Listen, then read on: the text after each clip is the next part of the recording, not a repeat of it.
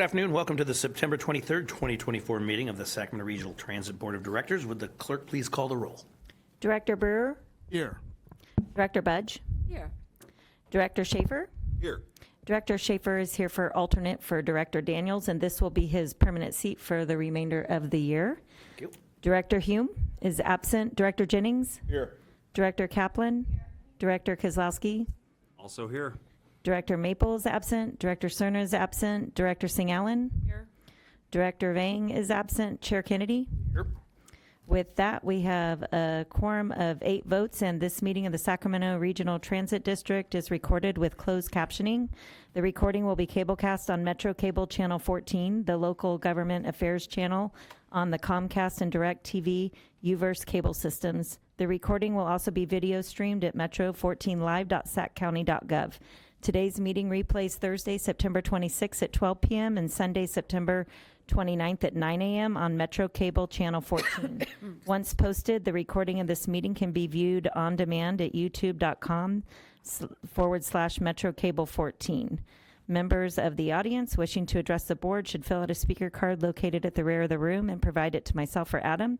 Once the item has been called, additional speaker cards will not be accepted.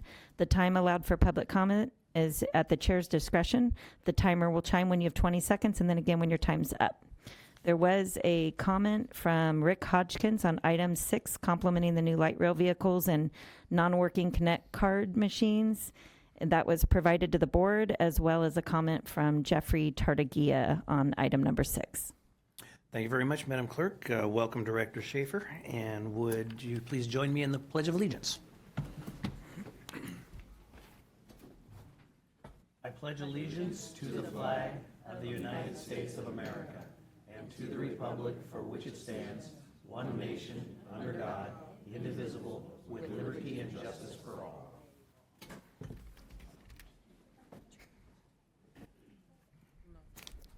First item, please. Okay, we have the consent calendar, items 2.1 to 2.12, and staff would like to pull from the agenda item 2.6. This item will be brought back to the board at a later date. Okay, thank you. Is there any member of the board that would like to address an item on consent or have something pulled? Chair Kennedy? Yes, sir. I'd like to abstain from your 2.1. Okay, thank you very much, Director Schaefer. Any others? Well, we do have one speaker card for item 2.11, and that's Barbara Stanton.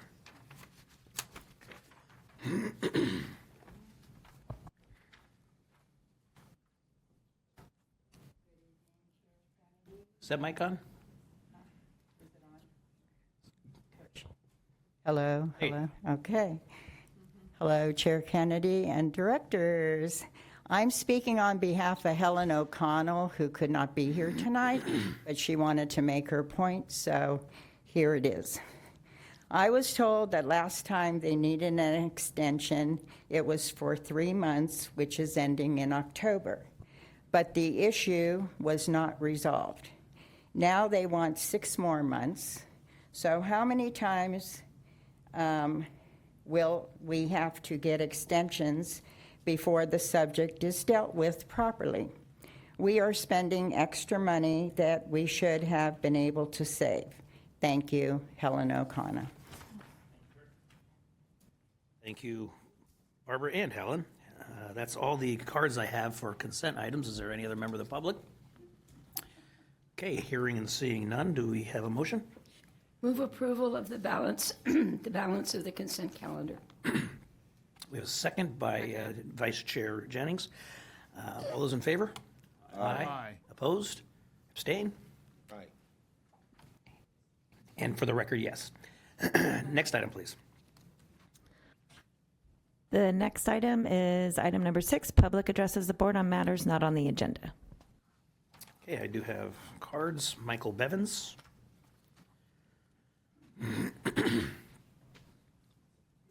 Welcome, Michael. Hey, welcome. Thank you. Board, just want to, since we've had this new light rail run out, some of the results are, as expected, that it's crowded for bicyclists and wheelchairs. My solution I'll throw out there again is we have the parts, we have the facility, we just need a bike utility cargo train. If the regular trains run every 15 minutes, a similar train could run every 5 minutes. I mean, following it or ahead of it, carrying bicyclists, other pedestrians who couldn't fit on the first train by some reason, but mainly bicyclists and those with cargo or of any kind, knowing that if you can't get on the first train because it's crowded, and it mostly will be most of the time, you have a follow-up. Now these trains don't have to run the whole system. If it's a bike train, it could go from the outskirts to downtown and then maybe turn around, or go from outskirts to downtown without stopping too much. So people who live downtown on a bike and stop and don't have to go the whole route. So that was about it for the crowd. I'd like to reintroduce the concept of a bike train, cargo train. Thanks. Thank you, Michael. Coco Gazella.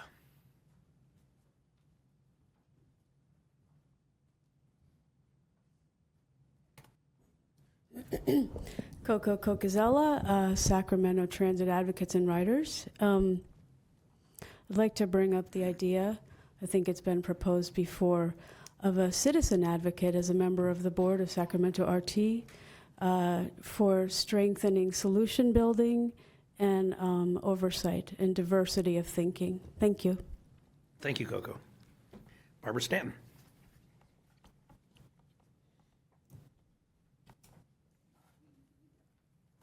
Okay, I'm back.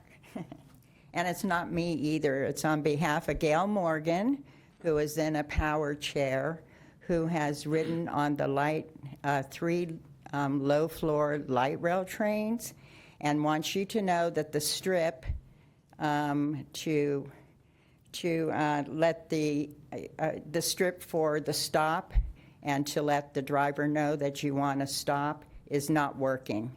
So he's been on 3 different trains, and he's in a chair, so he has to reach down. It's not really accessible, and when it's accessible, it doesn't work. Thank you. Barbara, since you're the proxy, are we talking about the new trains? Yeah, the new low floor, I'm sorry, the new low floor trains. He's been on 3 different ones, and they haven't worked. Thank you very much. Appreciate you. Okay, that's all I have for public addressing the board. Any others for any item not on the agenda? Seeing none. Next item, please. Next item, new business 7.1, information item, safety and security update. Lisa Hines will present this item.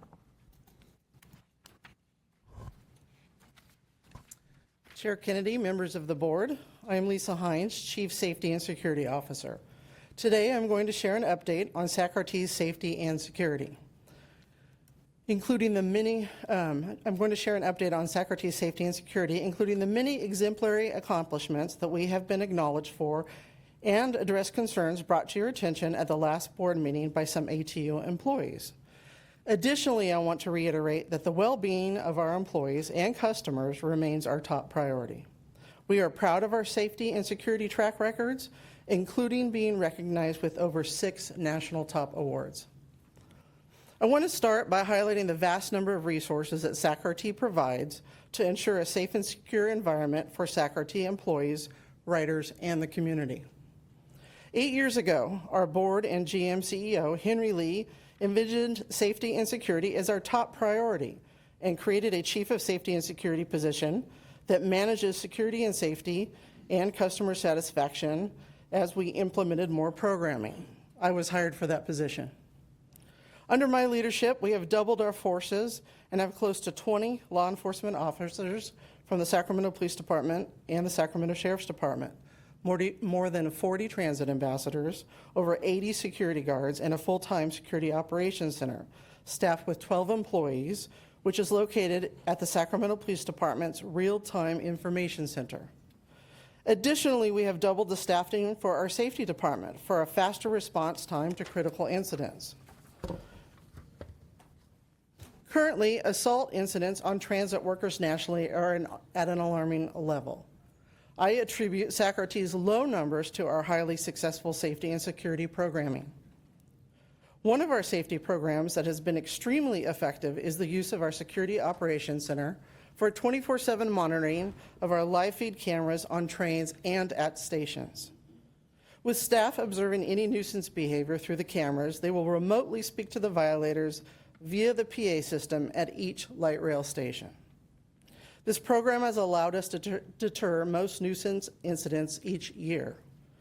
Their overall safety program has resulted in crime dropping over 34% over the last couple of years.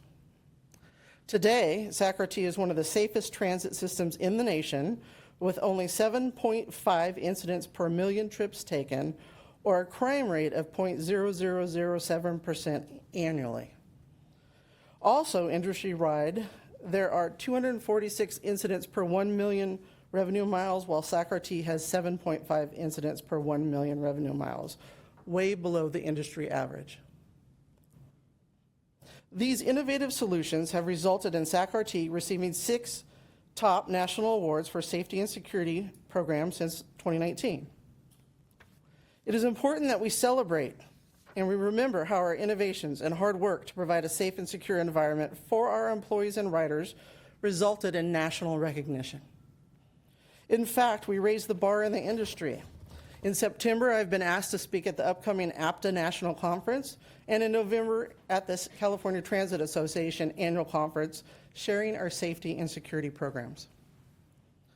The reasons why we have received each of these awards are important to highlight, because they addressed our performance, problem-solving strategies, employee and passenger safety, and strategic development of resources.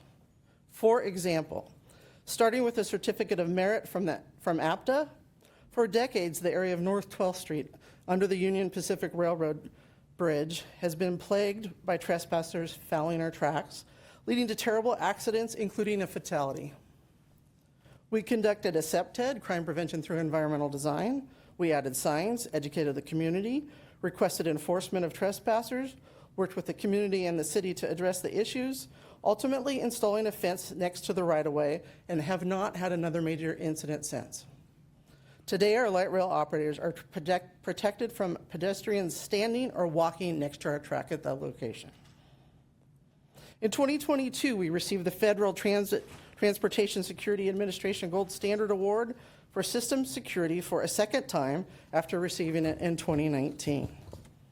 Out of the 6,800 public transit agencies that TSA oversees, Sacramento is one of 4 nationwide to receive this recognition. Only one for a second time within 4 years, the only agency to receive it a second time within 4 years. The way to receive this award is to have TSA conduct a comprehensive baseline audit of our security and safety programs, including as they relate to employee safety. In 2021, APTA awarded Sacramento with the Rail Safety Gold Award. This was presented to Sacramento for our emergency response to critical incidents such as COVID and major protests. Sacramento being the state capital, it is exposed to a larger number of social and political demonstrations. Sacramento quickly assembled communication methods to a large group of internal and external stakeholders to nimbly respond to rapidly unfolding events. Asset protection, modifying light rail service and bus service, teams, groups, having the SOC located inside the city's real-time information center were all factors that contributed to Sacramento in being successful in keeping employees and passengers safe. Establishing an emergency operations center at the SOC when these events would unfold gave Sacramento a leg up in having access to all the city of Sacramento's cameras. In 2021, Sacramento received the Women in Transportation Innovative Transportation Solutions Award. Sacramento was recognized at that time for our social equity program, the hiring of a Master's of Social Work, which is rare in transit, leading new and innovative solutions. Our compassionate care for our most vulnerable community and our customers' first approach to fair enforcement highlighted our unique approach. Additionally, there have been several instances where Sacramento staff have reached out to our social services practitioner to get their own assistance. Next was the 2020 APTA Rail Safety Gold Award. This safety award was issued for our multifaceted approach to reducing crimes on a transit system while using innovative resources such as the voice of God to immediately stop nuisance behaviors. We also activated our senior management team with an Adopt a Station program, where staff work together to check on their adopted light rail stations and provide weekly feedback. Each employee was provided a safety vest that stated clean, safe environment. These combined measures increase the safety and security of our system. I have found that when we increase our presence on the systems, that helps to improve the perception of safety of SACRT employees and riders. The Sacramento Regional Transit District provides transit services for over 21 million people throughout a 400 square mile service area in California's capital city.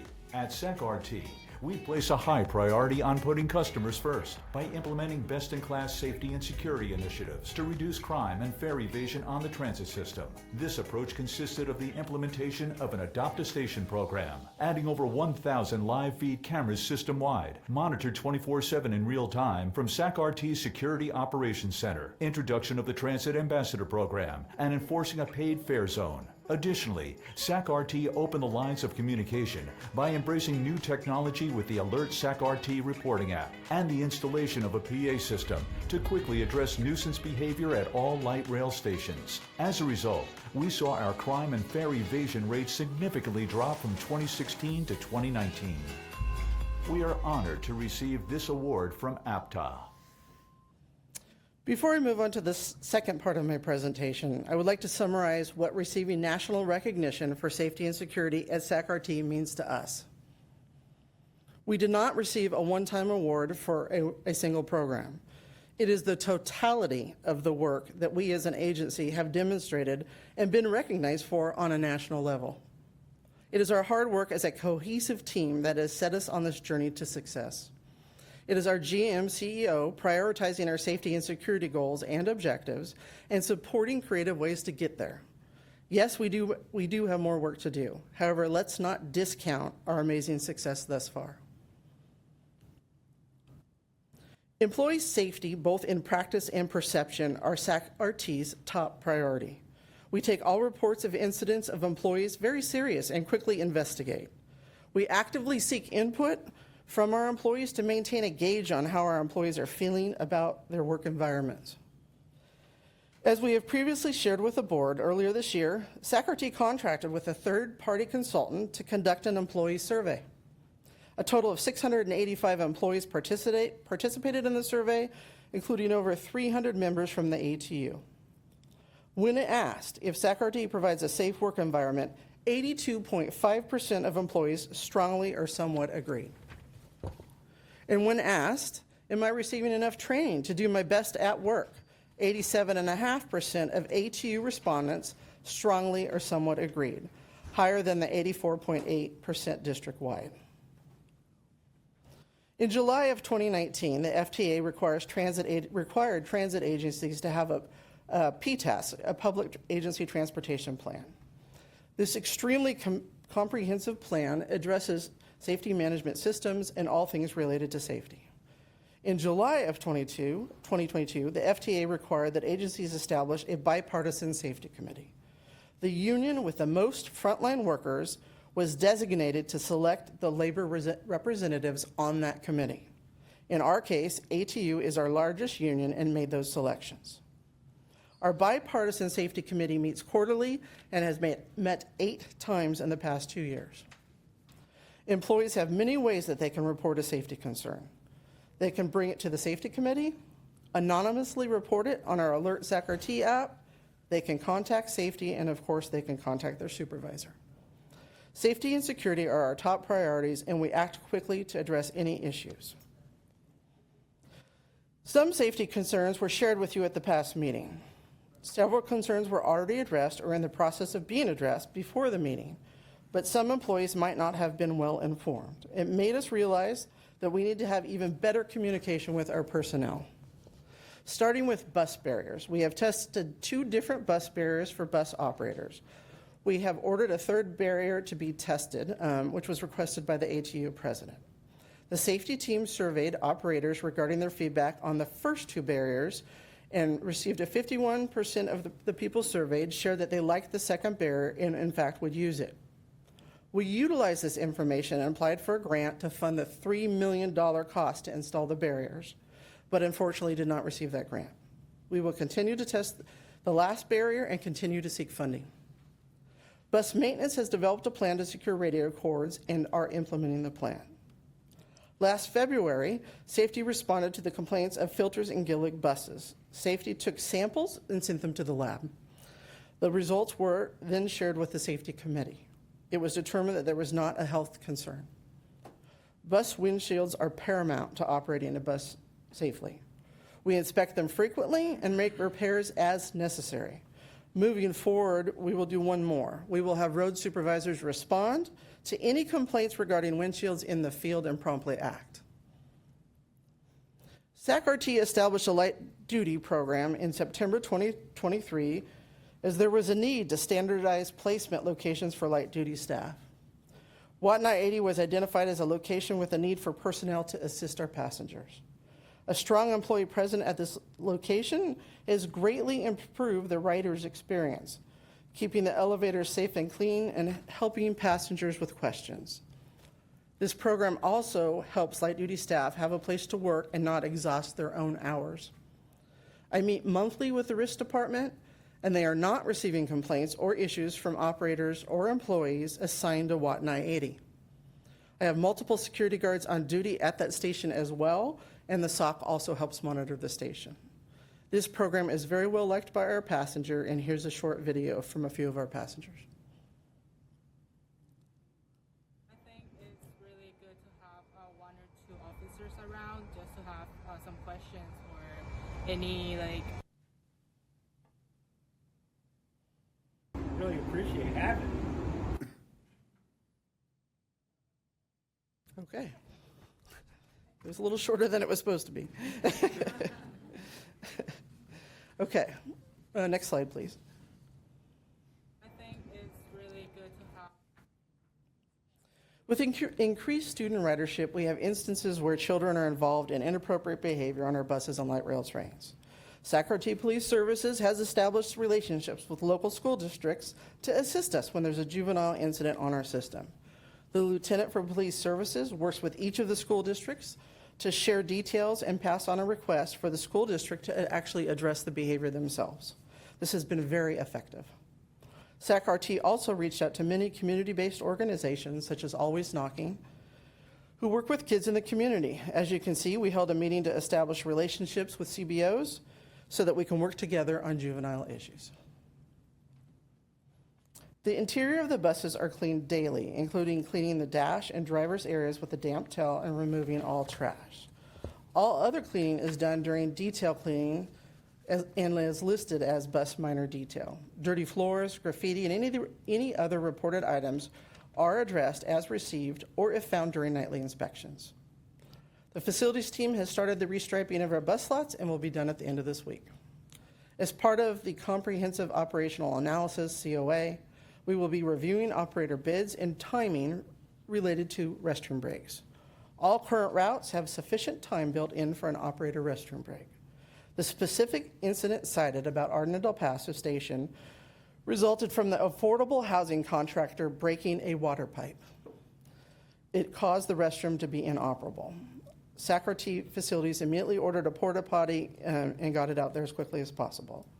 As part of the affordable housing development being constructed, SAC-RT staff negotiated for the construction of a brand new restroom, which will be exclusive for SAC-RT staff.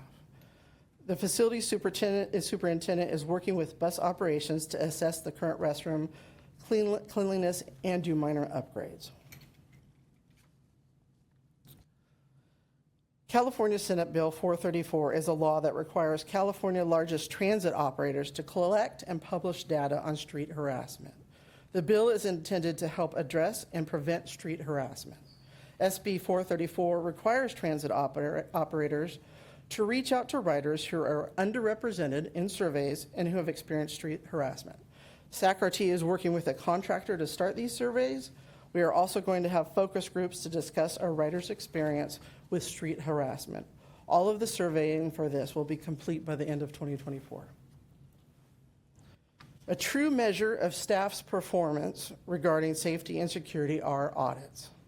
In the past couple of years, we have had audits by the California Public Utilities Commission, the Federal Transit Administration, and the California Highway Patrol. In all three audits, we have done extremely well, receiving high remarks.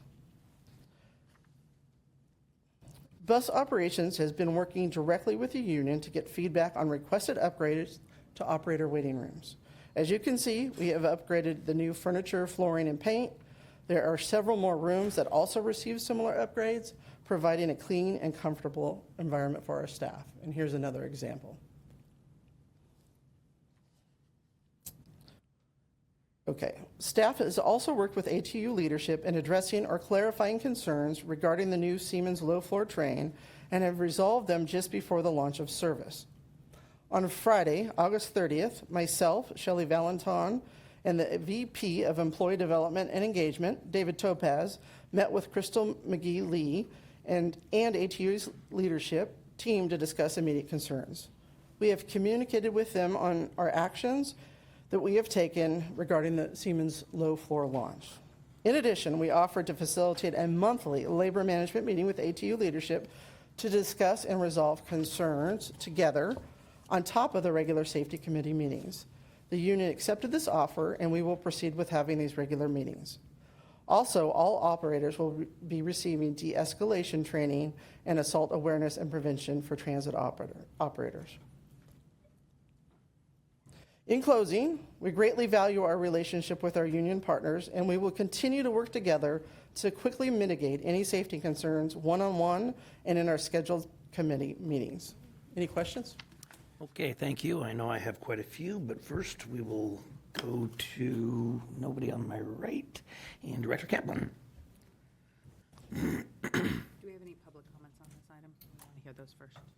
If you would like to hear them before, I'm going to ask my clarifying questions, which sometimes helps the public.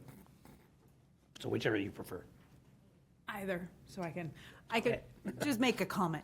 I just want to thank SACRT because, of course, there was an unfortunate incident of a grandfather being hit and killed in Natomas, and the fact that RT worked with our city staff really quickly to assess what can we do, because it's a street where there are 2 bus stops, and I appreciate the quick action, and just want, like, as I know you took the action on Club Center of where the bus comes and there's a break, and unfortunately there's not a carve out, so they're blocking the bike lane and cars have to drive around, to moving the break where the bus moves around the corner.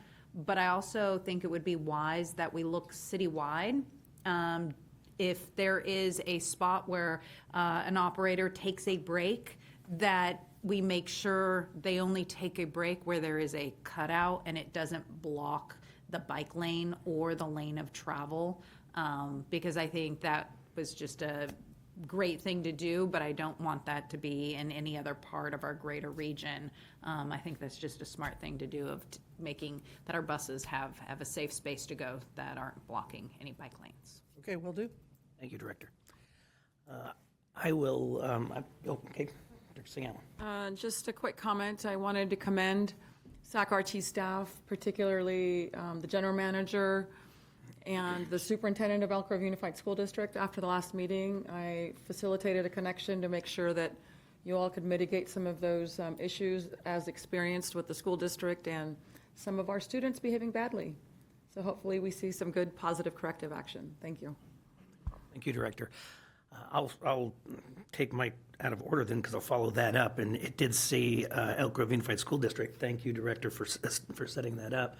Are we meeting with others? Because I can tell you, when I drive the 62 and McClatchy's getting on and off, the dad in me comes out.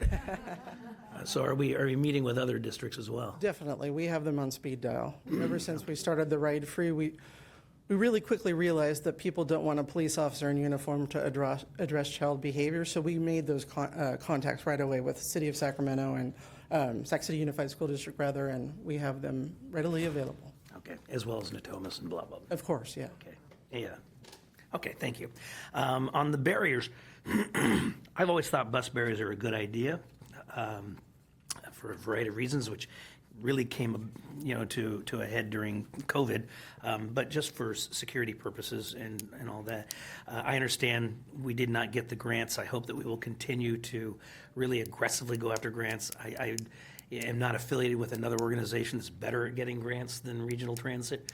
So I hope that we'll continue to do that. Short of that, at least when we're going out and upgrading our buses and swapping out, changing buses and so forth, that we'll look at least phasing them in as we change buses and make it, because aftermarket is usually more expensive because you have to retrofit and all of that.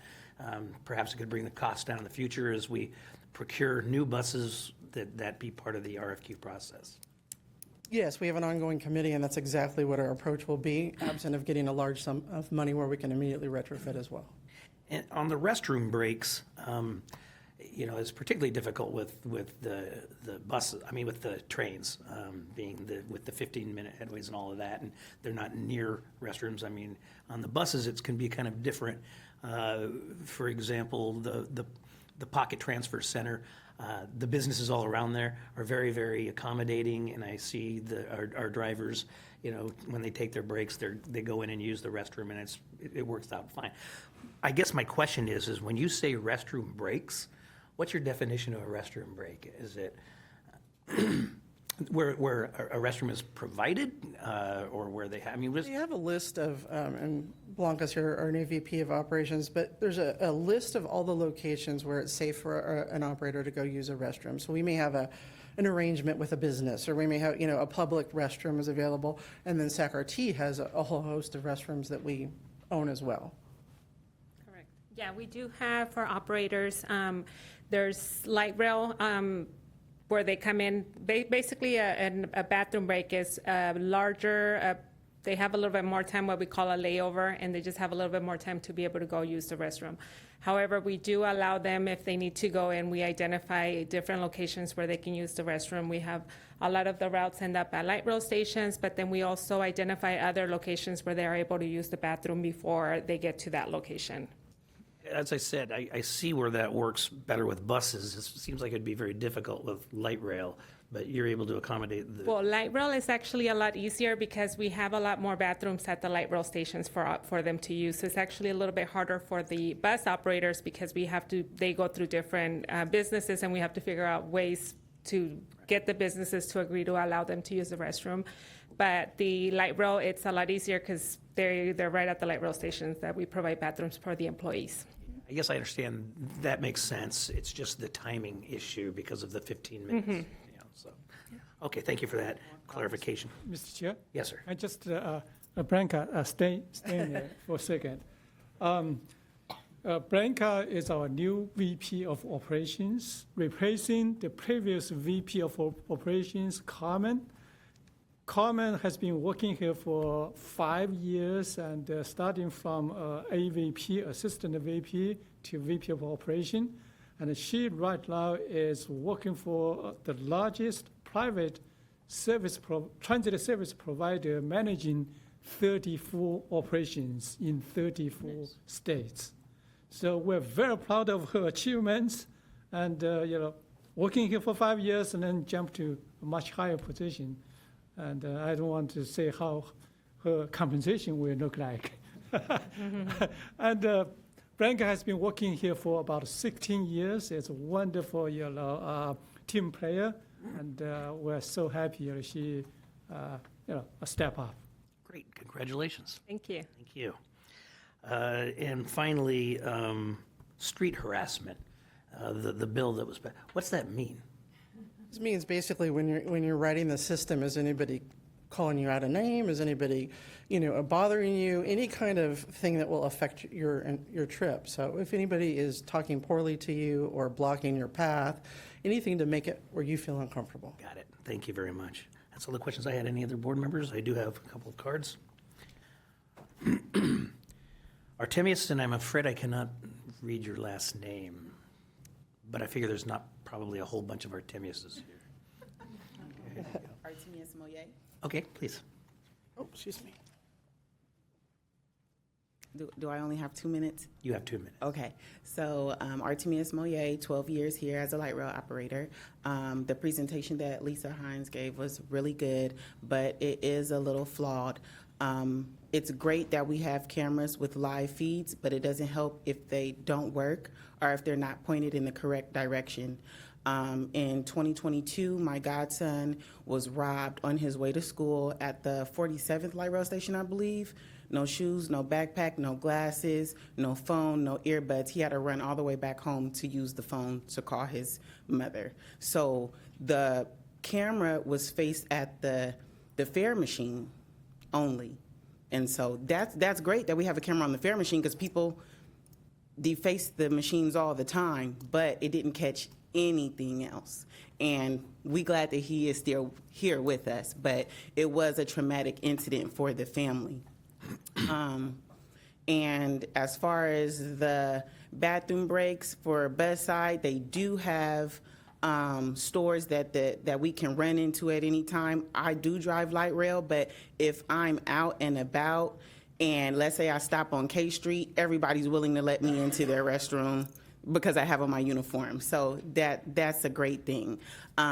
But I'm glad that the Art in Del Paso situation did get fixed, because a lot of people were upset about that. I could go on and on, but I do only have 2 minutes. So we just need to work a little bit better at the safety. Just the other day, or let me say last week, there was... No, go ahead. Can I finish? Okay. There was 3 guards on the train that were attacked, and they said that the person that attacked them had a cup of vomit that he carried with him. So these are the things that we deal with on a daily basis. 2 of those guards are now back at work. One, I heard, is not going to come back. It's just a lot. Great. Thank you. Thank you, Ms. Moye. Appreciate it. Crystal McGee-Lee.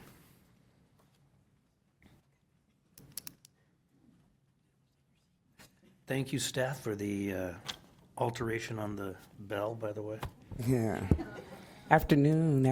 Good to see you again.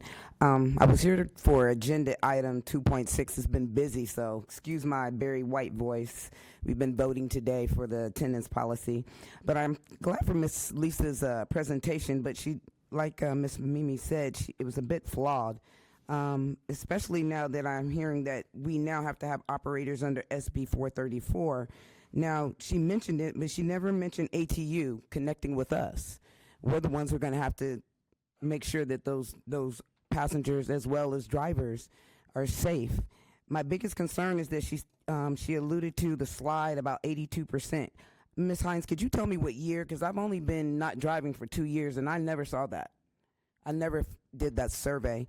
So I would really, really appreciate that. In regards to bus maintenance and radios, yes, you have done that, but you don't have a date. A lot of times what I've had is that we talk about it, but we don't be about it. Our team will say this, but they won't give you a date. So when is that date the bus maintenance had that safety committee that we had that we talked about? Because I don't have that on record. As far as all the accommodations, bravo, and I appreciate that. Our drivers are really good. I appreciate that. But at the same time, when you look through the veil, when you go through the veil of the awards and the $1,500, nothing has changed. Operators are still getting assaulted. You notice that she didn't give you any numbers. When I came here, I gave you numbers. I gave you accurate numbers. Now, the numbers that she's stating, I can tell you for a fact. That is being disingenuous. I know for a fact 82% of our drivers do not feel safe. With that, I have 13 seconds. I will be coming back. I will come back because that's what we do. Chair, you taught me that. I watched you. That's what we do. So I will be coming back till we get it fixed. Thank you, Crystal. Appreciate you being here. Is that everybody? Apparently, this is just an information item, so next item, please. Next item is 7.2, information item, proposed creation of a new pilot rideshare voucher program and elimination of Smart Ride service. And Laura Ham will present this item. Welcome. Good afternoon. You hear me okay? Yep. Okay. So I'm here today to present you with information regarding the transition of the Smart Ride pilot program to a more fiscally sustainable public-private partnership. We recognize that the Smart Ride program has filled a transportation need in the community, but as it was funded with one-time grant funds that have largely expired, And given the requirements of the recent SB 125 legislation, in this presentation today, I would like to give you an overview of the rationale excuse me, for the decision to transition the pilot Smart Ride program to a new rideshare voucher program. We would also appreciate your guidance and input prior to bringing back rideshare contracts for your potential approval at a future meeting. This is an information item with no action requested today. So I'll start with context regarding the requirements of the SB 125 legislation and budget considerations that are a basis of this recommendation. As we all know, the COVID-19 pandemic had a severe impact on transit nationwide, with a combination of dramatic decreases in ridership during the pandemic and rising costs post-pandemic. Overall, SAC-RT fared well during the pandemic compared to other transit agencies, and we have been able to extend the use of relief funds, focusing on long-delayed state of good repair projects. But increasing costs have had an impact, and across the country, the transit industry is experiencing significant operating deficits, with most transit agencies in California facing a fiscal cliff, leading to the recent SB 125 relief legislation for transit. Although SB 125 provides another relief package and will support core services and key capital projects in the near term, the legislation also requires a long-term financial sustainability plan. To that end, we have developed an action framework for strong fiscal sustainability after SB 125, including optimizing business processes and maximizing efficiencies, and also identifying opportunities for cost savings. We need to act proactively to redirect resources from less efficient transit modes as soon as possible and achieve budget savings to match our available revenues in the future. SACOG has also encouraged us to take these actions prior to the next round of allocations of SB 125. Given the $8.4 million annual budget for Smart Ride, combined with relatively low ridership and a high cost per passenger, we are announcing replacing the pilot program with a much lower cost P3 rideshare program with many of the similar benefits. This will result in a net savings to SAC-RT of approximately $8 million annually. Smart Ride was implemented as a pilot program 5.5 years ago with a one-time lump sum of $14 million from Measure A funds.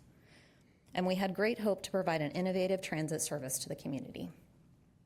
But we have learned that Smart Ride is not efficient compared to other service lines, and it has been difficult to meet demand and contain costs.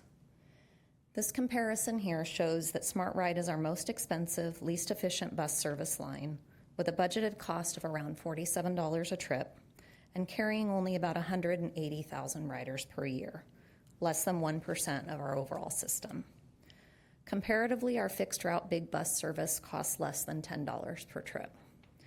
In addition, with a similar level of investment in our ride-free program at about $10 million, we see that because of its productivity and ability to generate high ridership, the program nets about $2 per trip in return, with $4.2 million in ridership and growing.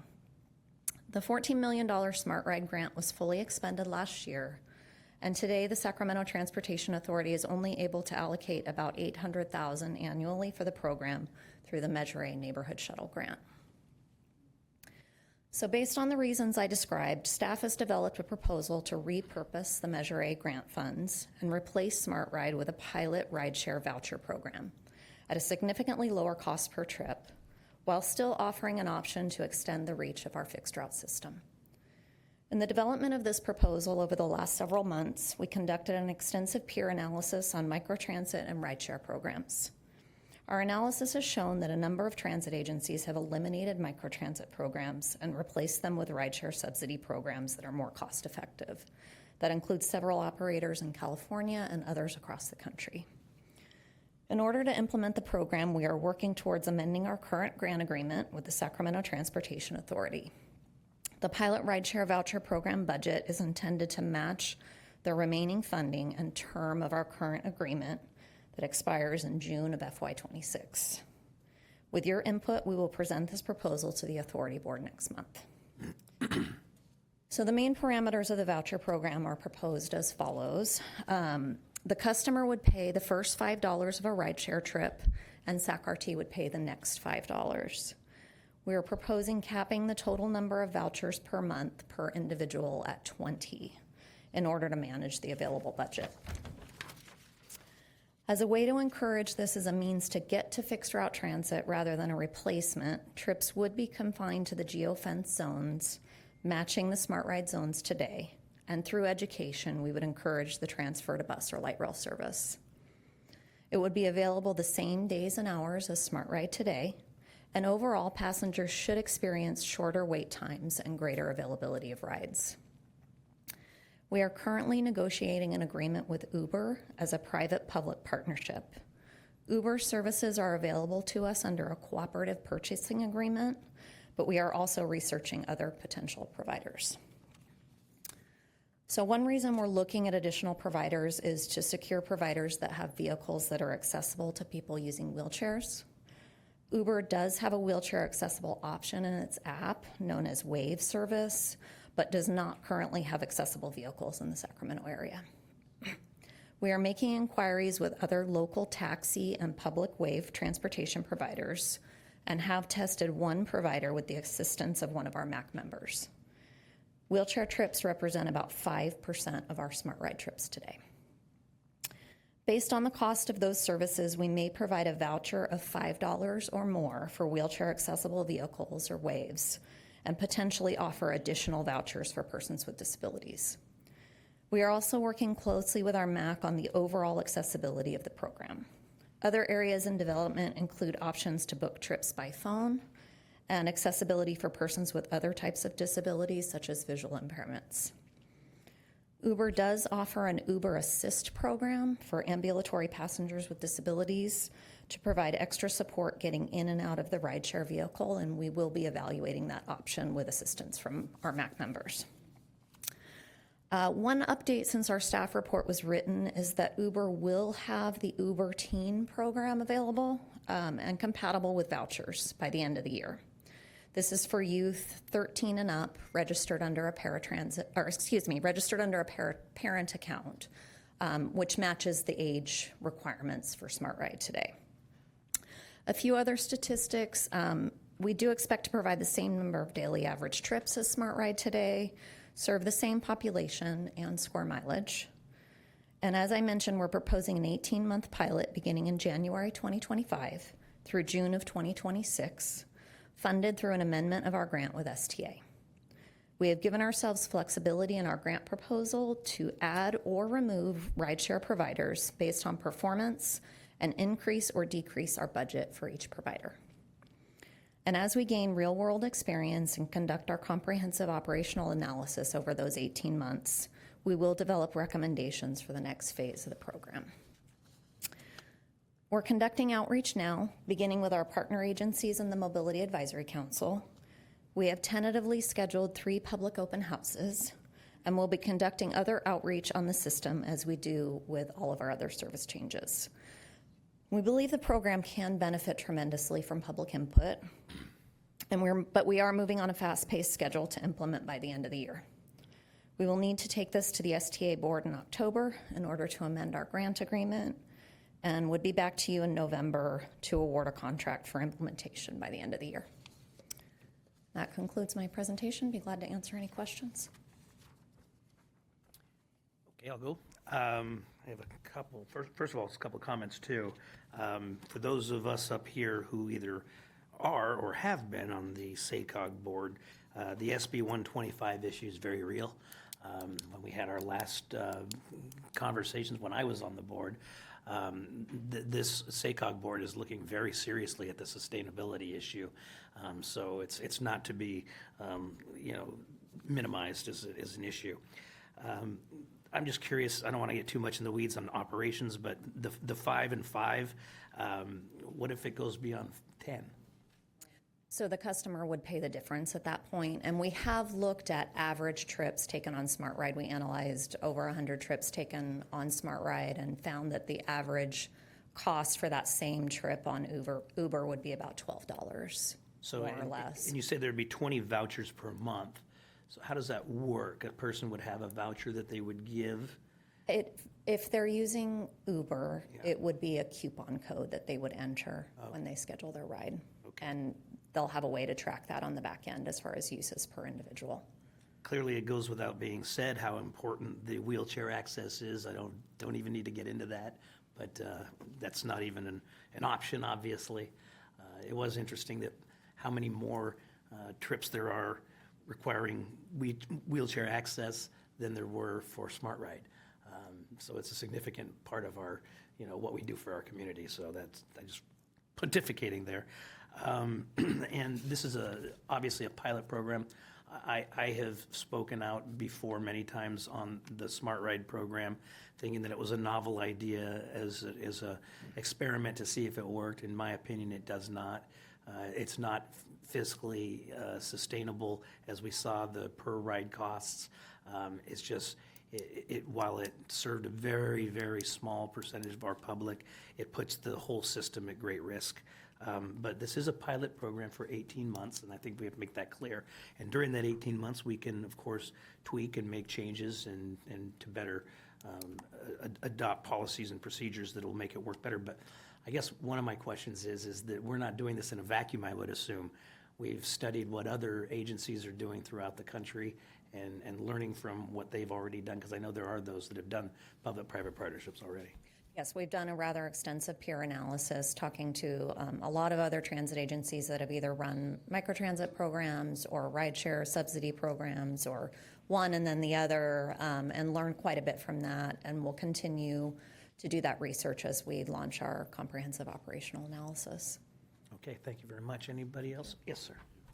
So presuming that we can crack the accessibility issues, I'm curious, right now, what is like the optimal wait time that we were shooting for with Smart Ride? On Smart Ride today, I understand our average wait time is about 30 minutes. Okay, gotcha. So we would expect that a rideshare trip, for those of you that use those services, is typically a much shorter wait time. And in your discussions with Uber thus far, have you guys broached that subject of what their target wait times are in different zones? Because yes, we have. Anecdotally, it's tough to get our Uber in Folsom. We have, and we've done some testing, and we'll continue to do that testing with different pickup points. And I know that that was raised as a potential issue as far as the availability in Folsom. Yes. Very good. Thank you very much. Okay, Director Schaefer. Thank you, Chair. I have actually driven for Uber. There are some challenges that I see with this. Biggest challenge I see is mothers traveling with small children.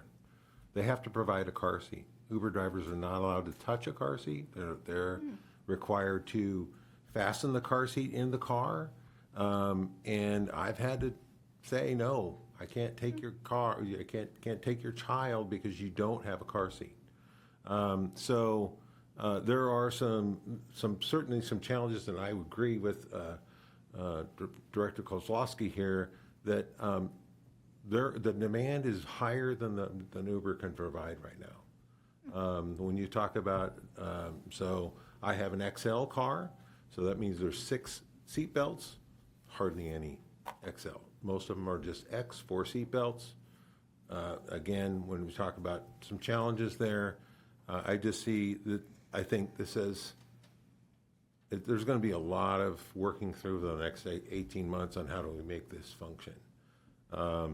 Just because and when I go and if I can't take someone and I have to cancel the ride myself because they don't have a car seat, because they don't have it hurts the drivers, it hurts their record, and then they get less rides.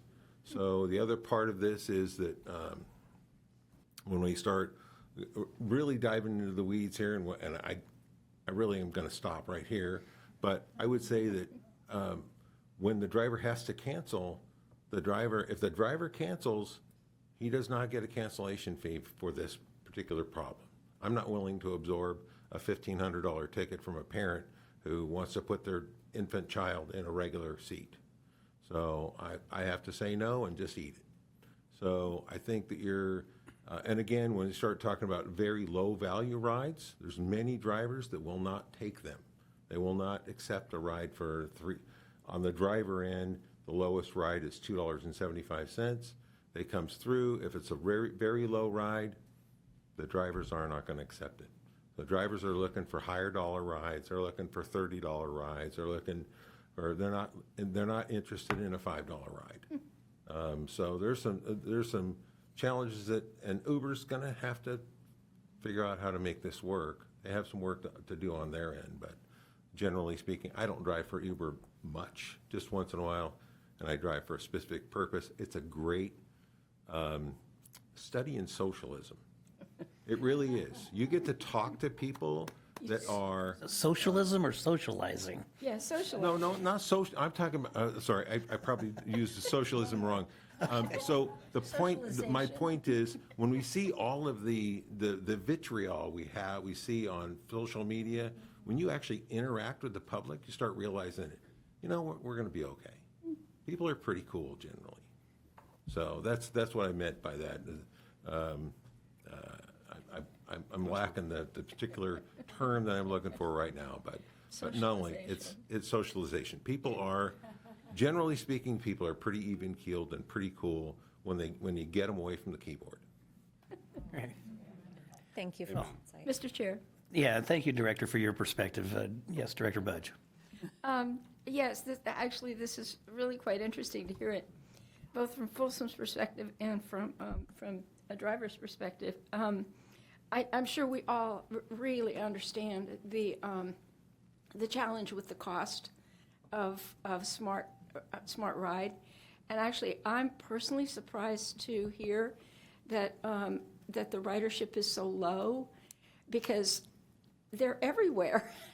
And we've actually got some kind of hubs like Safeway, where you almost always see a Smart RT bus, that, waiting for somebody who's gone into the grocery store or whatever, and they didn't get another call. So it's really kind of surprising that it's actually carrying such a small percentage of RT passengers. Personally, in Rancho, I've never had to wait, except one day, probably during a commute hour, that there was a longer wait than 5 minutes. And given that, and I've been taking Uber for years. I mean, a lot of you know that I take Uber down here. But the most expensive ride from Rancho is out to the airport. And it's usually $30 or $35, something like that, both out and back. But, down here it's in the 20s. So thinking about the fact that you're in specific zones, I can understand conceptually how it might be a much lower cost ride than it would be if I were coming all the way downtown. And you're right, I have met the most interesting drivers, including one guy who told me all about the country he came from. I know everything about his home country. But yeah, if it works, it's a good idea. My concern, I think really aside from the intricacies of the things that you're talking about, my concern would be notification of the people who take it all the time. And I appreciate the fact that you've got some public outreach scheduled, but my suggestion would be that every time somebody takes it, when they get off the bus, hand them a piece of paper that says the service is going away and what's going to replace it. I suspect it's a lot of routine riders. That's just my guess based on a couple of people that I hear from all the time. But that would be my suggestion. Hand them a piece of paper or a flyer or something that says, starting the 1st of January, this is what you're going to do instead. We can do that. Thank you. Any follow-up? It's actually a great idea. That's a great idea. So in light of those comments, could you kind of just give us a tiny, quick context? If this program sprung out of a grant, did it replace something originally? Because we're going back many years. It kind of... Smart Ride? It was a pilot unto itself in a way, wasn't it? Yeah, well, I can jump in a little bit. So part of the impetus of doing it was to specifically get it out to areas where there were gaps in the system. Where we didn't have either fixed rail or we didn't have regular routes. But it didn't necessarily warrant, a full route.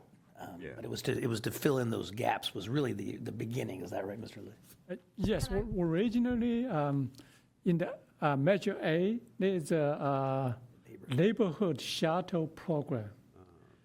Each year, less than $1 million. STA, for some good reason, they just did not award this funding to anybody. So they accumulate for about 10, 20 years, about $14, $15 million there. So we say, okay, why don't you give us to do some most innovative, cost-effective stuff? And originally we thought this smart ride, for example, in the lunchtime, this office, 10 people will ride that smart ride. To go lunch, to come back, now we have 20 rides for that particular group. And we even put, if you have 5 or more people riding together, free. But unfortunately, it's not the case, and across the country, it's not the cost. There are at least 4 transit agencies right now dropping this program. For us, we try to transition this program into a more innovative and cost-effective way like this. But we don't know, what. Thanks for the perspective, very interesting perspective. We will try our best to try to address these issues, and we will report back to the board and public. Well, resolving the cost issue is. Patrick, I agree with you. And it may be that it works so well in Rancho simply because we have so little bus service. And the bus service doesn't go to Safeway. Those kinds of things. But yeah, it really it's filled a gap. Sure. Absolutely filled a gap. And we're probably not the only zone that got amended over time simply because there were places that people wanted to go routinely that the initial zone didn't cover. And so staff was able to change that and modify it a little bit and expand it to just a little bit beyond the original concept of the zone. Okay, Director Kaplan. Thank you. Can you describe to me, because, Natomas is one of those gap hubs, so I've heard from a fair amount of my community, what the cost difference people are going to experience. So we've talked about a $5, they do the first $5. What is the average cost that people are covering now? So we are providing Smart Ride service today with our general public fare program. So it may be $250 for a basic trip, or less than that if you had a discount, or if you had a monthly pass or a ride-free pass, for example. So with this program, it would be a $5 base fare from the passenger, which matches our ADA paratransit fare. So for those who may not be aware or trying to understand, so what's a base trip, Eric? Because I heard you say that pick up to go to transfer to another, use another public transit. So pick up from my house, then I then get dropped off at the bus station. Mm-hmm. But what about those who have used this to go to the grocery store? Yeah, so we looked at it, and on average, we analyzed, somewhere between 100 and 200 Smart Ride trips today, and computed and entered those same trips into the Uber app, and on average it was $12 more or less for that trip. So in that instance, the customer would pay $7, SAC-RT would pay $5. And so currently they may be paying $250. So in reality, this is a $5 difference for what customers need to expect of kind of an average change of what the fare they're going to cover.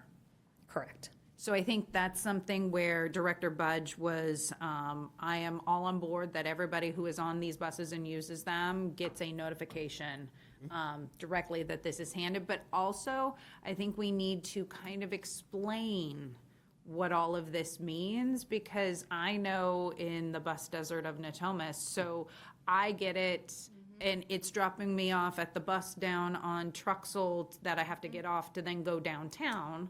If I want to save money, but that bus only comes limited. And so an Uber ride from where I live to downtown is between $20 and $30. Most people won't be able to pay that, so they pay, and the voucher may cover me over to, if Uber even comes and picks me up, the 2 miles over to where I have to wait for the bus. and then the bus is still going to take another half an hour to get downtown. So I'm just wanting us to think through some of these items of I get we're replacing things, but it's not, I'm concerned about how we're talking about it is just as easy and convenient, and it's not going to be easy and convenient, especially when you're looking at my neighborhoods in North Natomas that don't have easy access and only 2 bus routes and only 1 goes downtown. So I'm looking for innovation. I know I am all on board on the SB 125. I get it. We have to be financially and fiscally viable.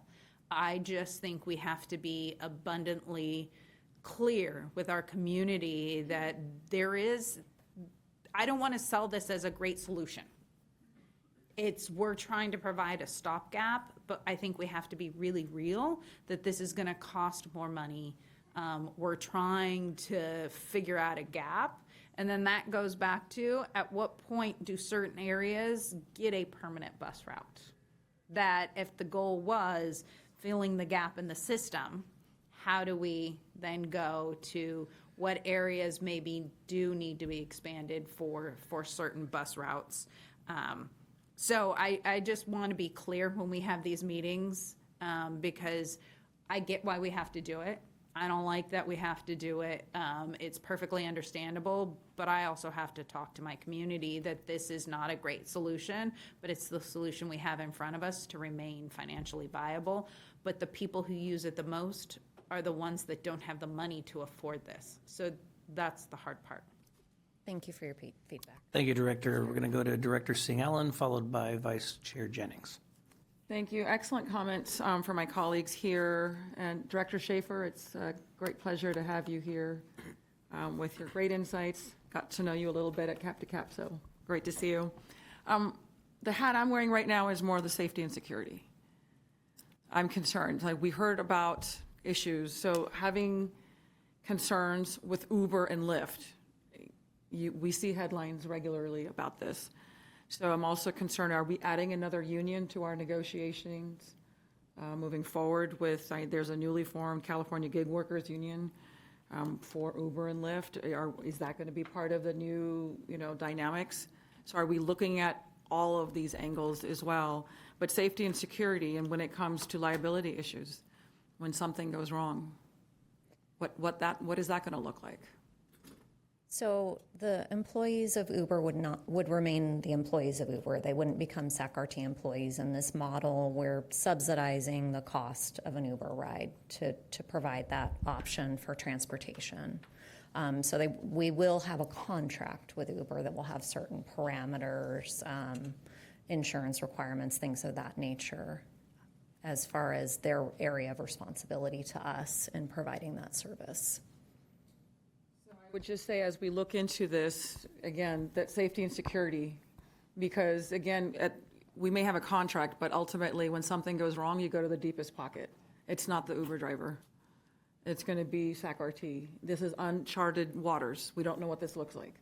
So I love the creativity of looking at all the options. I just want to make sure that we're also looking at the other side, what can go wrong? And do all, as we play devil's advocate, let's look at all of the options and angles and find the one that makes the most sense, but also just being cautious. Thank you. Thank you, Director. Vice Chair Jennings. Just very quickly, the 18 months is something that I'm trying to process in my mind, because I know that over an 18-month period, we can make it a lot better than it was in the first month during that whole process. But have we ever considered, instead of a full 18-month pilot program, something in front of that, like a trial where you try this for 90 days? We will have the option to end any of the rideshare agreements early. We're looking at different contract structures right now, but potentially a maximum consideration for the first 6 months. So basically we would have 3 6-month terms depending upon the outcome and their performance. So we can add or drop providers potentially over that 18-month period. And the time frame really was laid out to match the remaining dollars in the STA grant agreement that we have today. So that's what 18 months came from. Yeah. And I like the idea of the every 6 months, we take a look at this and see what improvements and changes can be made. And then I want to make sure that the customers, the constituents, have an opportunity to participate as well. And I just want to hear your thoughts on ways that they can give feedback to this pilot program so that we can hear from them what's working and what's not working. So when riders sign up for this program, we will have them register through us. So we have the ability to communicate with anyone using this service. We'll have them come onto the RT website and sign up so that we have the ability to email, call, et cetera, our riders, and they'll have the ability to contact us with feedback through our customer advocacy program or elsewhere regarding the quality of the service that they're receiving. And then the education process for, before we set the pilot program out there, the education process to the whole community? Yeah, so we're kind of working through the whole marketing strategy right now, but we will do the same type of outreach that we do with any other service change. So outreach through constant contact, social media, email blasts, on the system. We're also planning to have several open houses where we'll allow people to comment on the program, provide us with feedback, and ask any questions. We've put together a frequently asked questions document, things of that nature, as far as guidance on how to use it so far. We're glad to expand that as needed. I'm going to jump in real quick, then I'll go back to it. Just because comments that were made reminded me, and we can continue the Budge Kennedy tag team here on the genesis of the program. And that's the other thing that, if now I'm going back to when we started this, was we really looked at this as a potential solution for the first mile, last mile. And that didn't happen. And the reason it didn't happen was because why would you do first mile, last mile if it's $2.50 to wherever you want to go? So this does not alleviate all of your concerns, but if we market it right, we can actually encourage people to use it as the first mile, last mile to get them to the light rail or to a bus, and then they won't incur that beyond the $5. So it's a thought. Director. Thank you, Chair. And the term I was looking for is sociology. It's a great sociology experience, okay? Not socialism. So I have a couple questions. So when it comes to what's the average smart ride distance? What do we, what's a typical, is it 2 miles, 3 miles, 8 miles? 2 to 3. 2 or 3? Okay. So if you have two riders and they both have vouchers and they both want to get into the same Uber and one uses their voucher, now when you pick up an Uber rider, there's no contingency for, it could be one ride, it could be 6 people, it could be one person, it could be 3. It would work the same way. It would be one fare for as many people as you can fit in that so I could see if somebody said, okay, I'm gonna go from this distance to here and use my $5, and then the next person is gonna step in and say, okay, I'll use my $5 to get to the next point. I could see somebody very easily, you get 5 people in the car, suddenly we're going to the airport for free. Sort of running around town. You can match up all the zones and get there. You might be able to do But that. wouldn't it still be zone-based? It will be zone-based. It'll Okay, match so the you smart can't ride get to the zones. airport in zone. Okay. You could get a little further than 3 miles. Yeah. Thank you, Director Schaefer, for helping people learn how to game the system. Appreciate that. Okay, I'm going to go to the public now. We do have a number of public cards. I'll start with Michael Bevins.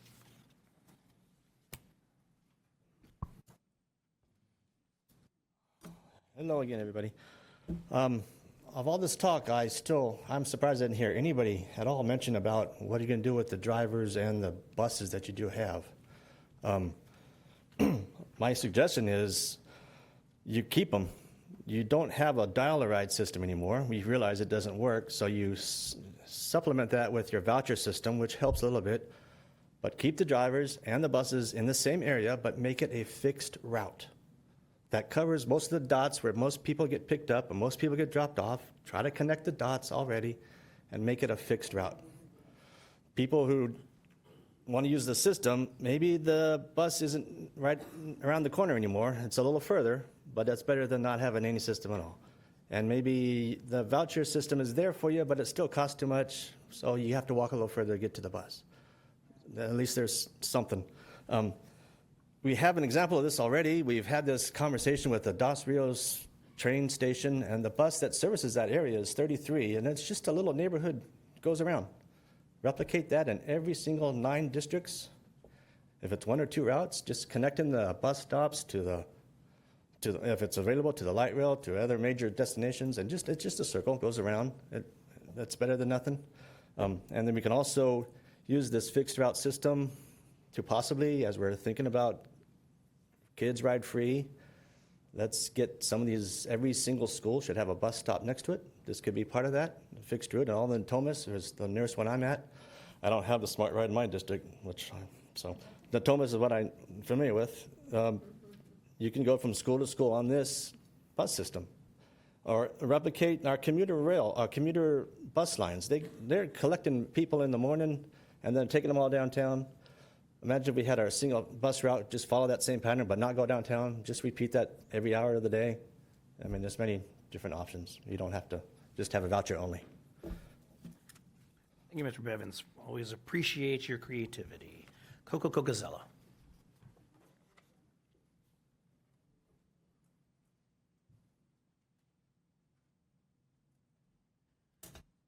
Hey, Coco Cocazella, Sacramento Transit Advocates and Riders. Equity.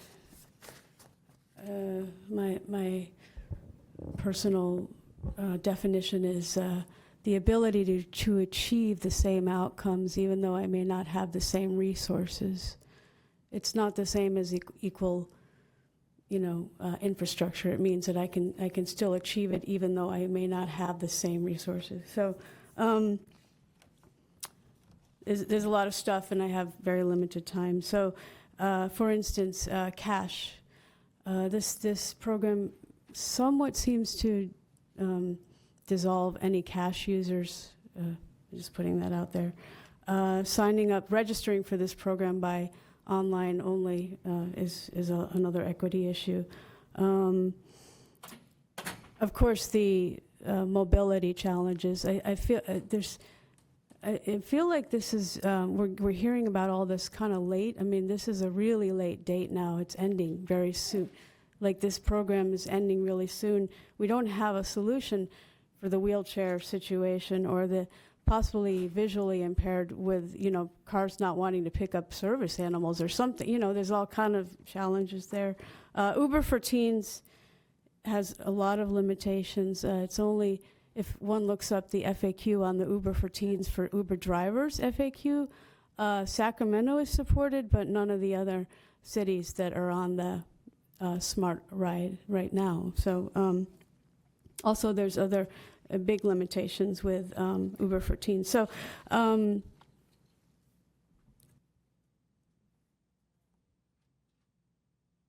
it feels rolled out very, very soon and without a lot of equity access issues really crisply defined.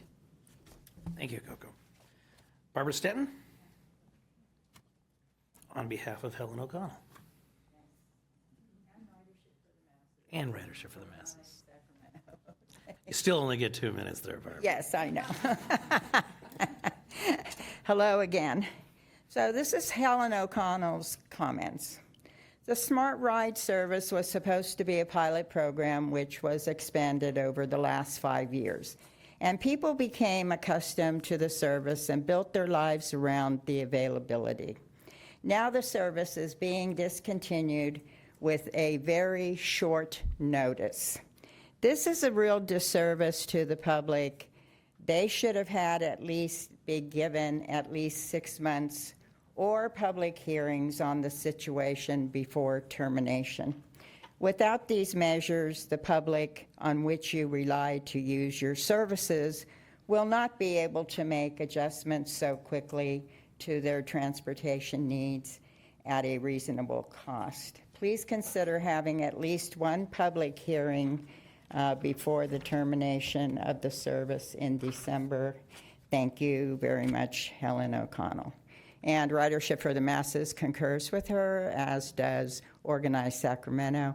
And just to say, it's not being replaced in kind. The same service that is now is not going to be the same service that's going to end up with Uber. Thank you.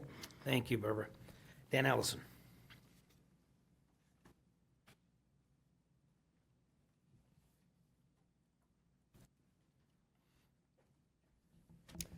Good afternoon, board members. Dan Allison with Sacramento Transit Advocates and Riders.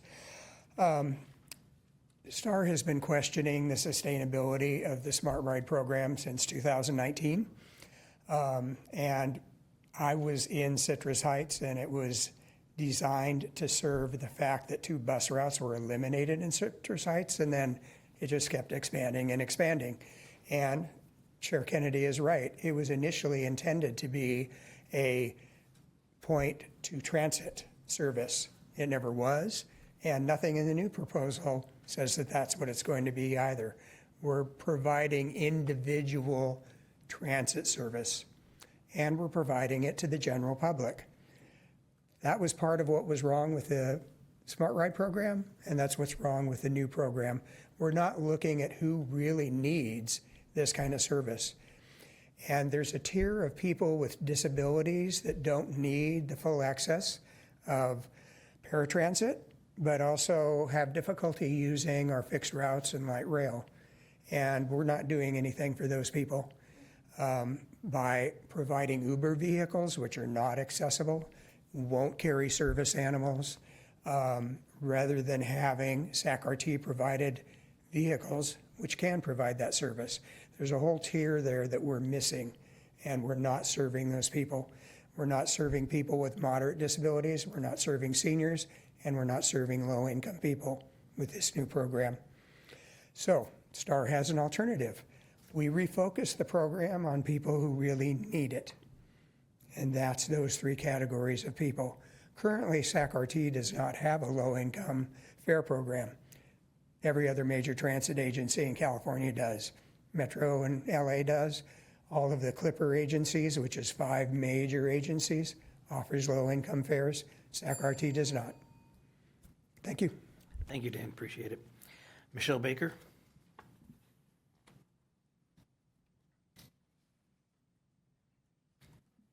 Good evening, board members. I am Michelle Baker. I am a Smart Ride rider. I use the Smart Ride almost every week, as well as the RT bus system and the light rail system. And one day when I was on the regular bus, I found that I read about this service, the Smart Ride, and it started back in 2008, which was 6 years ago, and I started using it in 2019, and it's a really good service because it picked me up from my house and dropped me off where I needed to go within the service boundaries, and I really don't want it to go because a lot of people, including myself, depend on the Smart Ride to take us to where we need to go. And the house that I live at right now, the bus stop is like 12 minutes away from where I live. And it's Route 19. Route 19 comes every hour. That's too long for me to wait. So that's why I use the Smart Ride. And not only that, but this new ride share service that's about to replace Smart Ride, $5 per ride to get to and from where I need to go, that's too much. I can't afford that.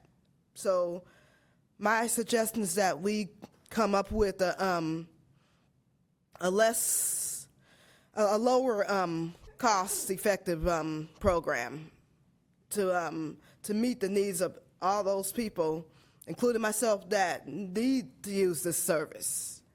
And with the Smart Ride going away, it's just going to make it even harder for us. I'm on low income, so I can't afford the $5 fare. I can't do that. That's going to cost me too much. And the Smart Ride is affordable for me, and I just hope something gets done because it's just not right. Thank you, Michelle. Miguel Pena.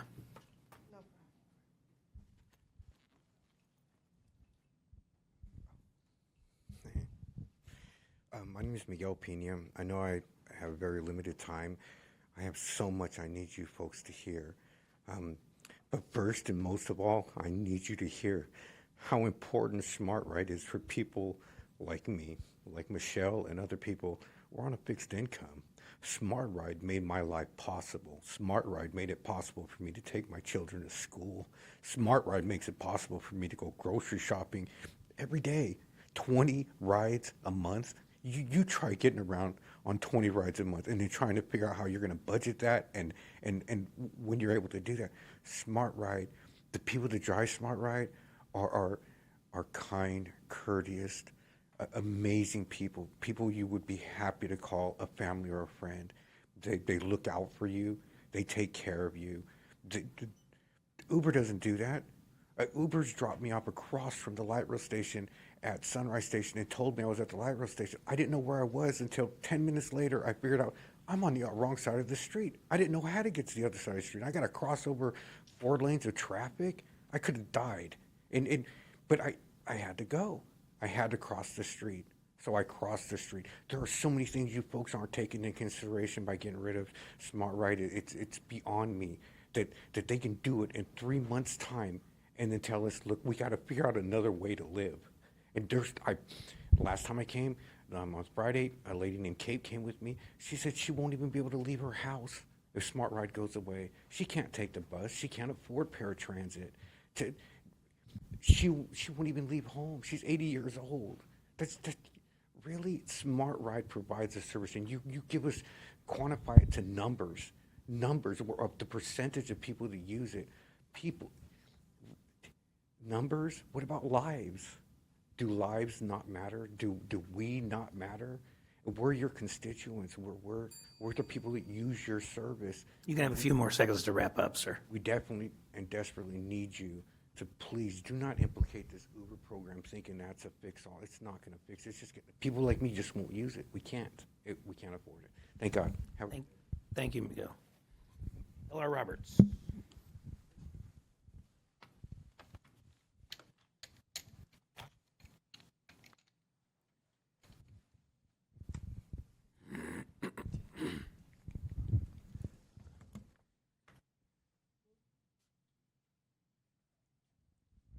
So I live in Oak Park.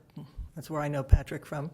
My arthritis is really acting up nowadays. They got rid of our bus stop on 33rd Street some years ago. It's a long walk from my house. So I agree with everything my friend said about the how horrible this would be for disabled people. Let me say this as a retired union leader. The idea of, and I see smart drivers everywhere. I see them every day, several times a day. To replace them with an Uber drivers is so offensive to me. I'm constantly telling young people, you're going to work in a place where you don't get Social Security and you don't get a pension. This is just, and the rapes I hear about, and they don't even have any people who pick up wheelchair people here. I don't know what we're thinking. And this was sure not at enough notice. I'm absolutely against this. I think we can look around, flail around, and try to get a grant somewhere else. This is just not acceptable, and I will do everything in my power to end it. Thank you. Thank you for being here. Good to see you again. Jeffrey Tartagia. My concern is we're ending it within 6 months, and this is only an 18-month program. Why did $18 million disappear so that you are stuck with, in a sense, 6 months that you've got to end it because you're out of funding? Does this affect, right now, the smart rides up to the Dos Rios facility? Does this affect other areas? You know, I mean, I know that Franklin has used it extensively. I hear Linda talking about how it's used in Rancho Cordova, and I hear how it's used in Natomas. Again, areas where you have very little bus service, and yet, you know, you proceed with this plan that is really offering so much less. You really should have done this at least 6 months ago or a year ago, talking about the fact that this has been going on for 15 years and you need to come up with something better, different, whatever. And I'm sorry that you don't seem to find any other agency that all they've done is discontinue, not anything that's effectively work in replacing it.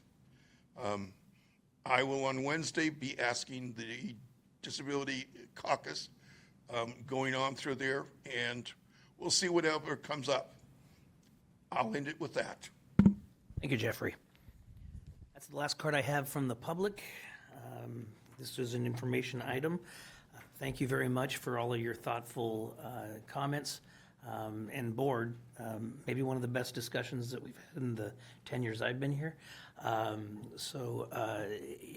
think that what you saw here today was us coming together as a community and trying to see how we can take something that's really not working as a system and turn it into something that works better for the system, but also continues to meet the needs of our community. And we'll take those comments, we'll take the advice and the opinions, and we'll have more discussions in the future. Thank you very much. Next item, please. The next item is 7.3, member and alternate member chair appointments for Capital Corridor Joint Powers Authority.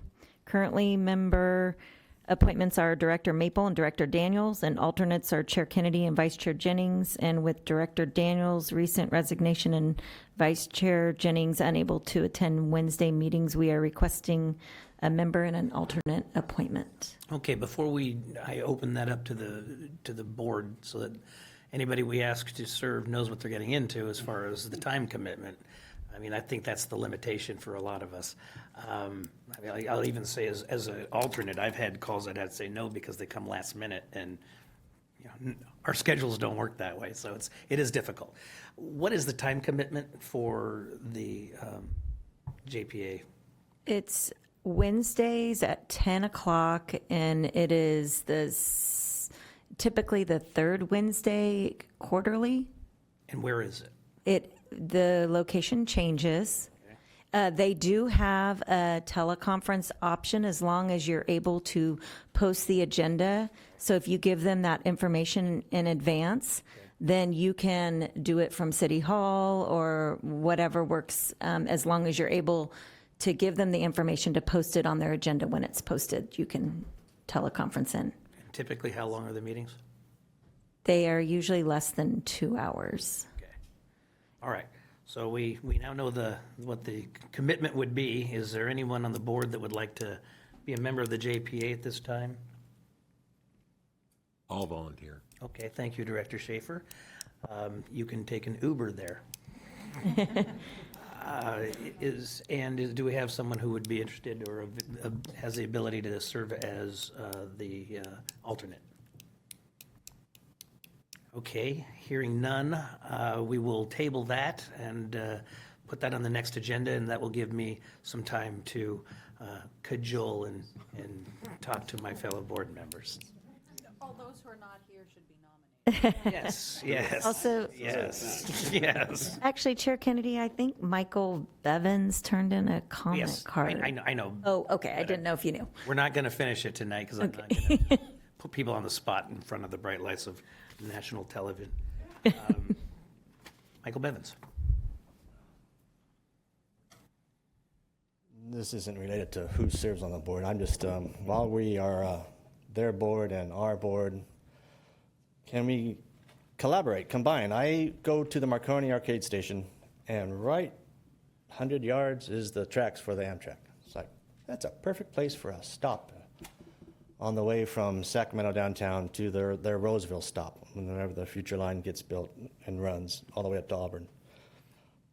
And whoever's on the board, could you just, suggest, I got 3 sites there that potentially could work. You got the Marconi station, you got a bridge over it, so if you had to build a bridge to get from one side of the tracks to the other, it's somewhat there.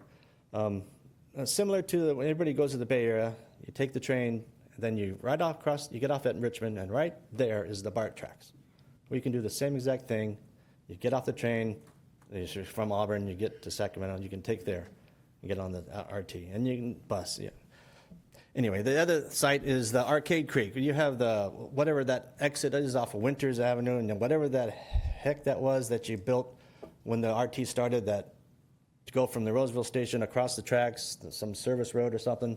That could be a train station / bus station. You can collaborate there. That could be a new train stop with access to the freeway.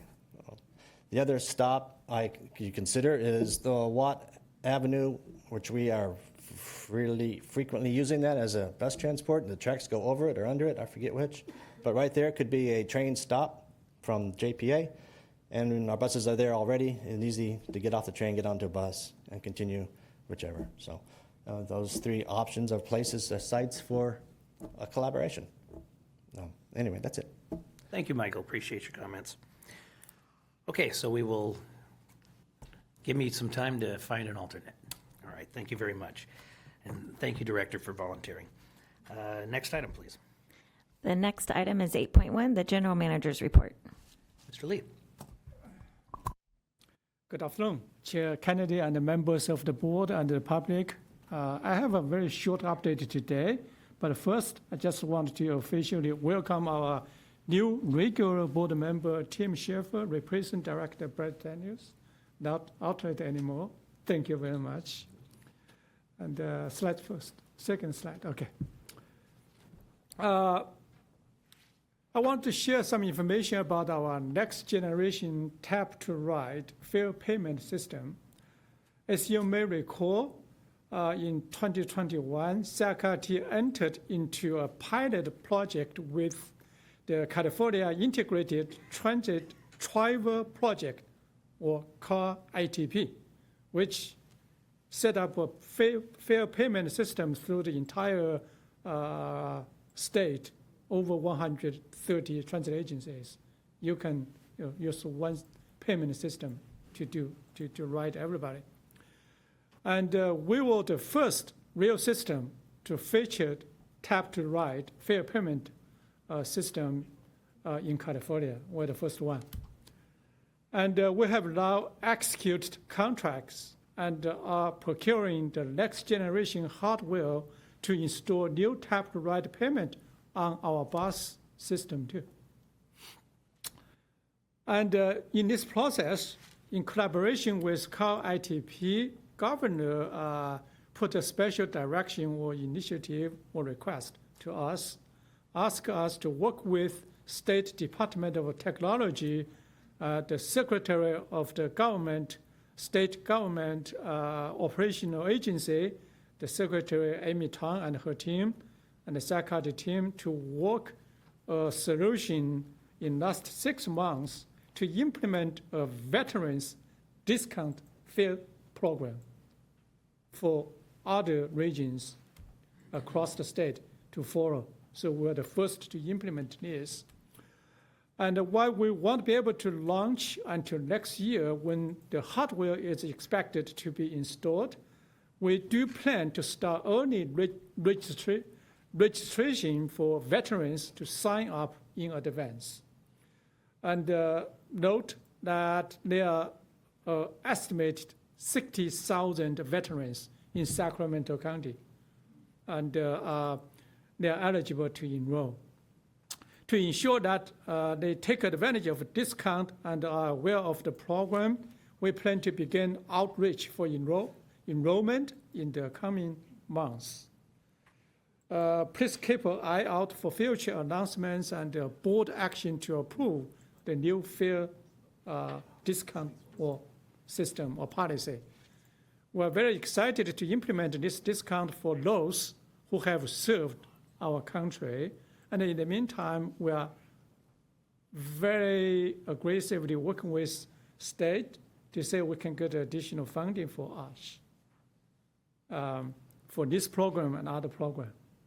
We offered a proposal to the state, to the Secretary Amy Tang. We said, what if you give us $20 million, we give a free pass to all state 100,000 state workers and even the spouses.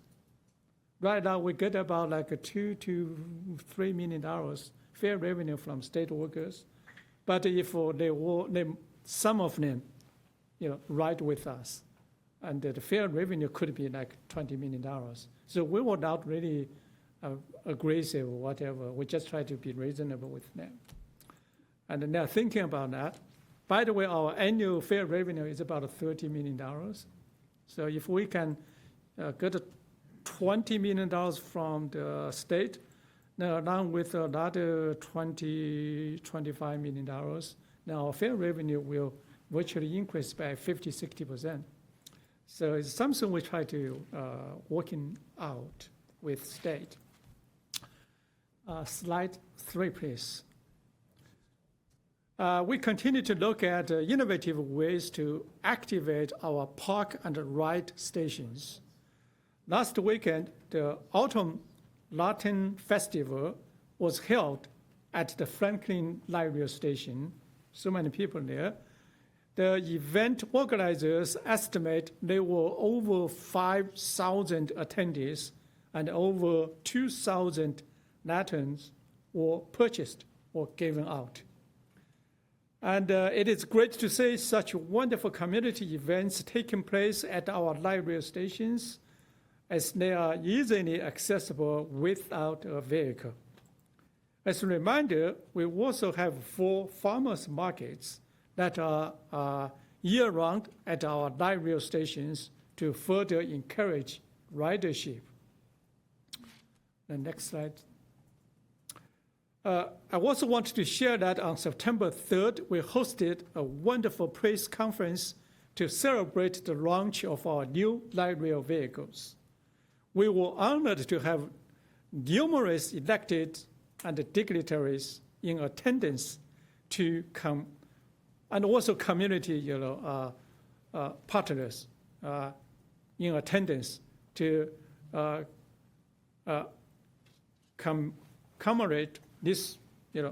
commemorate this historical milestone in SAC-RT's history. And I also appreciate 4 state legislators and 4 board members, Chair, Director Linda Budge, Director Pat Hume, Director Lisa Kaplan, Director Tim Shelfer, or 5 board members, including Chair, joined the event. In my remark, I try to thank all community partners and stakeholders for helping us reach this milestone, but I only had limited time. And I planned to acknowledge many people there, such as our Mobility Advisory Council, the disabled community advocates, all of our partners in labor unions, SAC-RT ambassadors like Jeff Tadakea and Barbara Staten, Dan Allison, and many more. I just didn't get a chance to acknowledge them. And for those who were not able to attend the press conference or community celebration, I just want to share a brief video of the day's festivals. Adam, just a short video.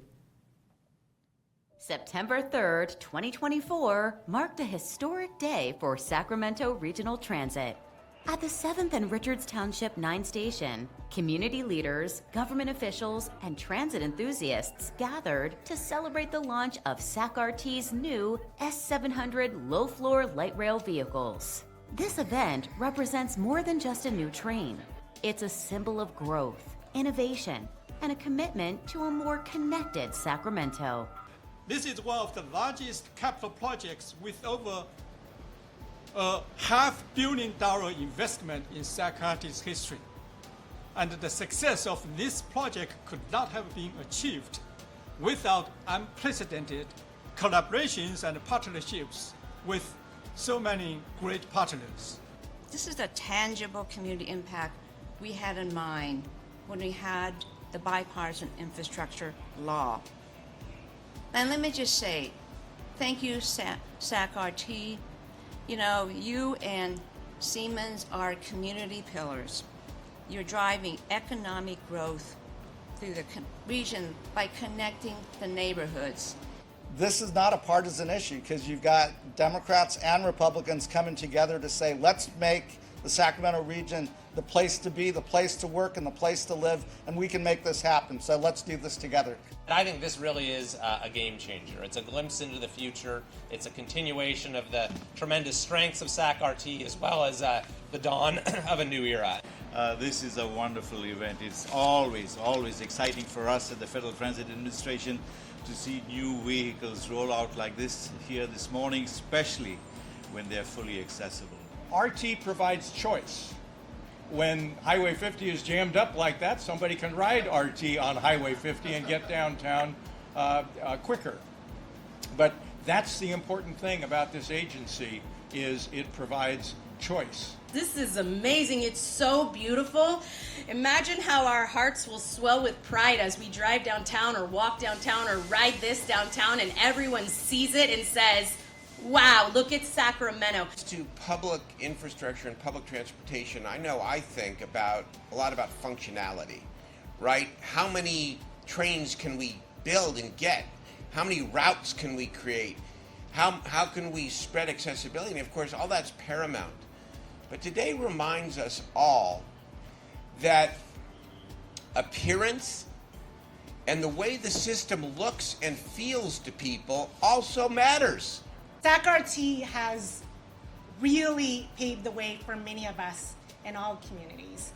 And I continue to be invited to ribbon cuttings, grand openings, unveilings, and it's no wonder why we continue to see SAC-RT and Henry Lee and his team be recognized not only locally but nationally. So this means so much, not only for our air quality, our climate, for mobility issues for people who don't have access to traditional transportation modes.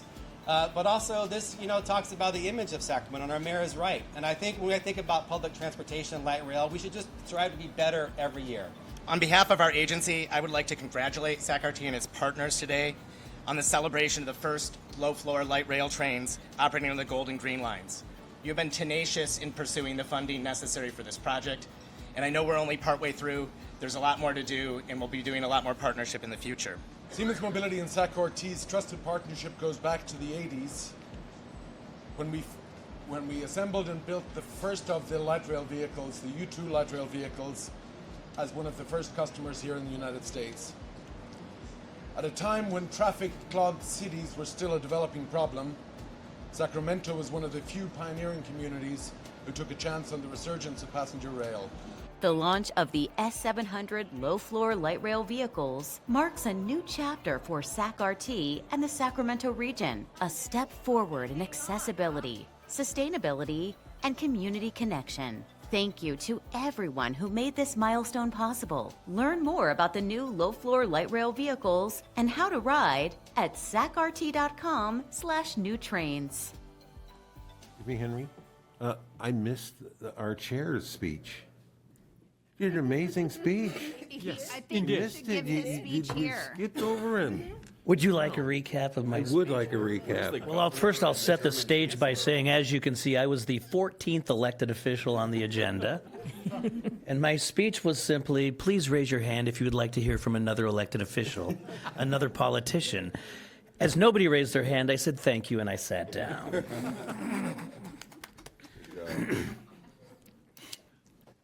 job. Is that it? That's end of my report. Thank you. Thank you very much, Henry. That takes us to ideas, questions, director's communications, anything? All right, we do have closed session, so are we ready to recess into closed session? We will be doing that from this room, so we'll give some time to turn the audio off, and while we're in closed session, please keep your mics off.